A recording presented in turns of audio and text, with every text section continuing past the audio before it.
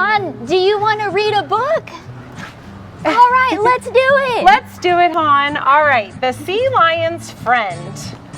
All right. A sea lion passes his days in the waves, and he lies on the rocks, and he sleeps in the caves. And so if he longs for a friend by the sea, well, then these are the places the friend has to be. Hello, everyone, and welcome to Book Days.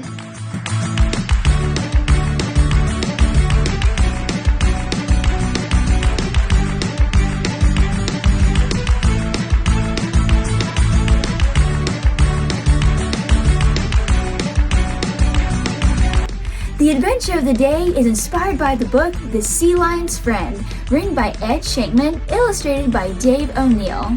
This book is about a sea lion who desperately wants a friend. But the sea lion doesn't find another sea lion friend. No, he finds a friend that's a seagull. And while these two may seem like an unusual pair, they quickly find common ground and find joy in experiencing life together. I love this book because it highlights the value of friendship, and experiencing life with friends just makes it that much sweeter. Find this book on Amazon today. And now we're off to SeaWorld San Antonio, Texas, to Sea Lion Stadium to learn all about these wonderful creatures and to say hello to a very special sea lion. It's gonna be an epic adventure. I hope you're ready. Let's go. I am so excited to be here today at SeaWorld San Antonio, Texas, here at Sea Lion Stadium. I'm here with Chrissy Orband, Senior Animal Trainer, and today we're talking all about sea lions. Are you excited? Woo! So first off, Chrissy, can you tell me how many amazing sea lions you have here at Sea Lion Stadium? Yes, we have about 32 animals in this pool alone. We have 6 Pacific Harbor seals, and then the rest are California sea lions. We have 4 babies that were born just last summer and 3 babies born before the summer before. So a lot of mouths to feed and take care of. And then we have 10 California sea lions in our back area that are in training, and they play the part of Clyde and Seymour in our shows. I love that show. Oh my word, they are fantastic. Now, can you describe the difference between sea lions and seals? Absolutely. If you guys can see, the California sea lions that are up on that rock, some are sleeping, some are swimming, some are playing right now. The sea lions are going to be that one solid color, a brown, black, blonde. They're all kind of different shades. Whereas Pacific Harbor seals, if you can see right over here swimming along this ledge, are going to have spots on their bodies. Now, another main difference is these California sea lions swim with their large front flippers through the water, whereas seals are going to use their rear flippers back and forth. Now, another big difference, if you look right here at the California sea lion under us, you'll notice external ear flaps. They have little tiny ear flaps, kind of like little Shrek ears sticking out, whereas harbor seals are going to have little tiny ear holes. And the easiest way to tell these guys too is California sea lions are able to get up on the rocks. They can rotate their rear flippers, their pelvic girdle up and underneath their bodies and walk on all fours. Whereas seals are going to kind of move along the ground like a caterpillar. We call it undulate, where they undulate up and down, but they kind of scoot along the ground. So you'll see California sea lions being very playful, very social, very active, lots and lots of vocalizations, lots of talking to each other. Whereas seals are going to be a little bit more independent and kind of stick to themselves. And that was one of my other thoughts. I was going to ask if sea lions, how social they are, because in the book, the sea lion really wants to make a friend, right? Makes a friend with a seagull. Yes. Of all animals or birds. So how in real life would that be a possibility? Yes, very, very gregarious is a big fancy word we use, but super social, playful. Now, I don't really quite know about a seagull. If a bird flies over here, you can see they're very interested. They watch it. They're very visually interested in everything going on. And we do have birds fly over. We have cats that I believe are in the book that will actually come up and walk around the glass here. And you can see the sea lions watching that and looking and being interested. Yeah. So yes, anything in their environment they're super curious about.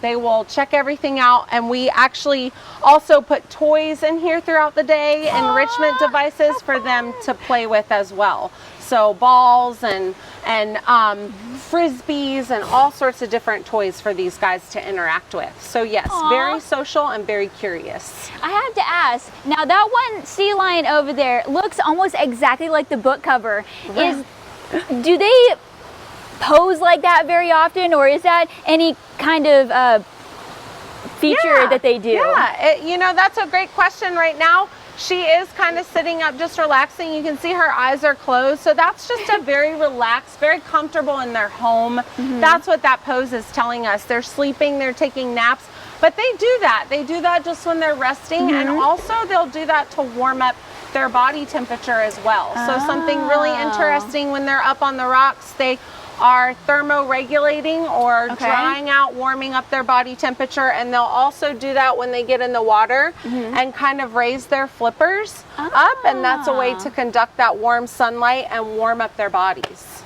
That is so interesting. So that's just kind of a natural pose for those guys to just be very relaxed and hang out like that.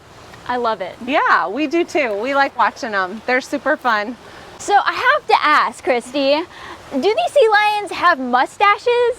It looks exactly like a little mustache, doesn't it? They're actually whiskers on the front of their face, or they're called vibrissae. And they're really fascinating. They each have their own nerve and blood supply. Really? So the easiest way to think of it is like little fingers on the front of their face. Yes. So, so they actually, if they were to hunt for food in their dark, murky environment in the ocean, things like that, they are able to flare those out and feel for their prey, feel for the fish on the front of their face. Now, it's, you know, not necessarily uncommon. Sometimes animals in the wild might be compromised, right? They might have something where they can't fully see well or anything like that. That's okay, because they have those whiskers on the front of their face. They're able to find their food. So it's kind of like their vision in the dark when they're searching for their prey. They feel the fish swim by, and then they're able to grasp and eat it. I love it. So some marine life have sonar.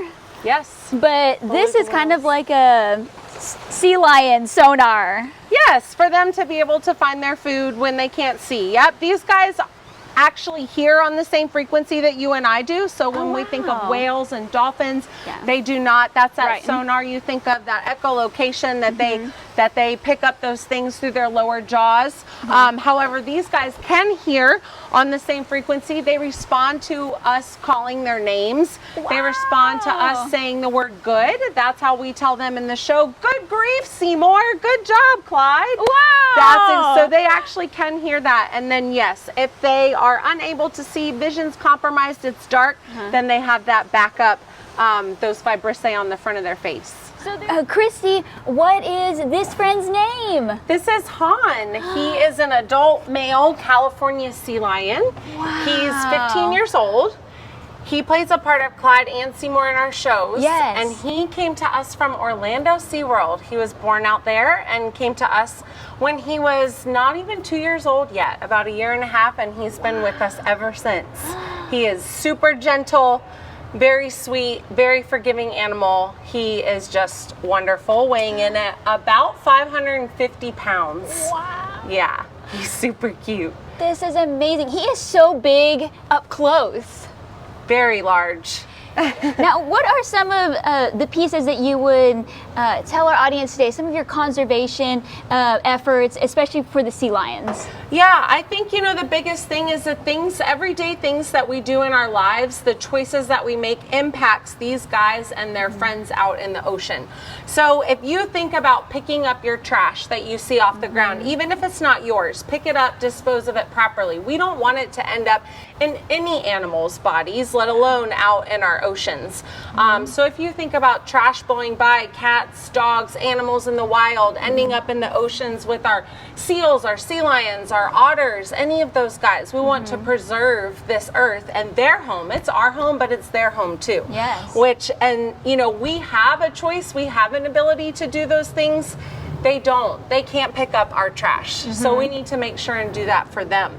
And then, you know, it sounds simple, but when you go to the gas station and you get a drink every day, bring your own coffee mug and fill it up.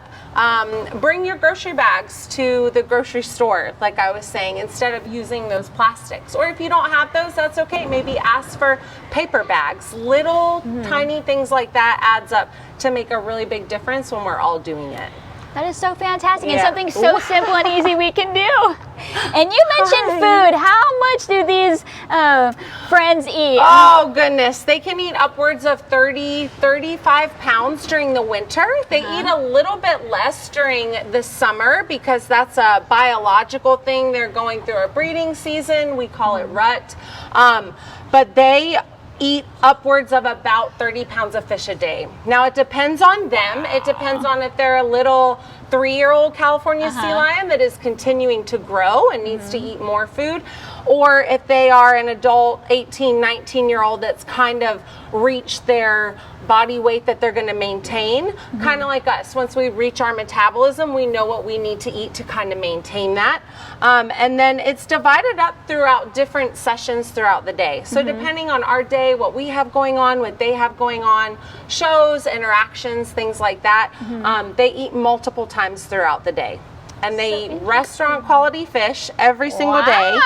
Capelin, herring, squid, sardines.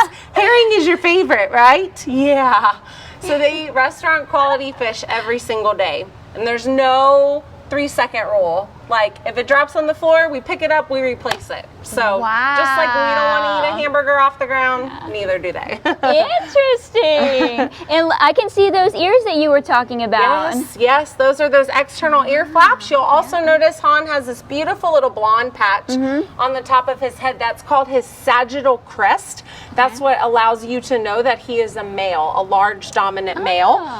They have that bump or that crest on their forehead, whereas females do not. And then the vibrissae, or the whiskers that we talked about as well, right on the front of his face. So they're slicked back. You can see he flares them out under the water.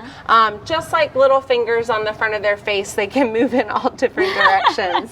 He's blowing bubbles. You can see his nose is closed right now. So these guys are marine mammals. They do breathe air, but they come up to the surface to breathe that air. His nose opens. When he goes back underwater, that nose is going to close. They aren't going to breathe air underwater. Very cool. So, Christy, why do they call them sea lions? Well, let me show you. So there you go. These guys make very, very loud roars or vocalizations, and people used to think when they were sailors, when they were coming up the coast, they would hear them, and they sound just like lions. You hear that mighty California sea lion roar. Now that vocalization, they're all... His nice quiet roar. So they are all different, just like you and I, just like our voices are different, the same goes for them. And what is really cool about their vocalizations, the most important thing, is that it allows mom and baby to communicate with each other and identify each other. So as soon as baby is born, it lets out this little California sea lion roar. It sounds like a little baby lamb. It's very cute. And then mom communicates back, and then they know when they are in a rookery or a group of sea lions, or they're out on the beaches, when that baby makes that little roar or that little cry, mom can recognize it and go to it and check on the baby. Yes, so that's what's super important for the California roars or vocalizations. That is so interesting that each mom and baby have their own specific language. And they use them to communicate with each other when dominant males are trying to establish their territory among each other. They will absolutely bark. We call it a bark or a roar. They will bark at each other, and that is a whole sea lion language that I wish I knew what they were saying, but they know what they're saying. We don't. Good job, Yay, handsome boy. Good job, buddy.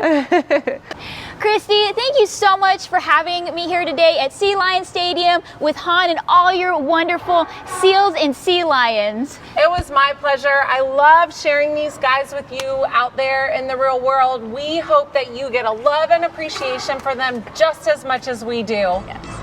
And be sure to subscribe Han agrees. So you don't miss any of our upcoming adventures, and we'll see you soon. Bye!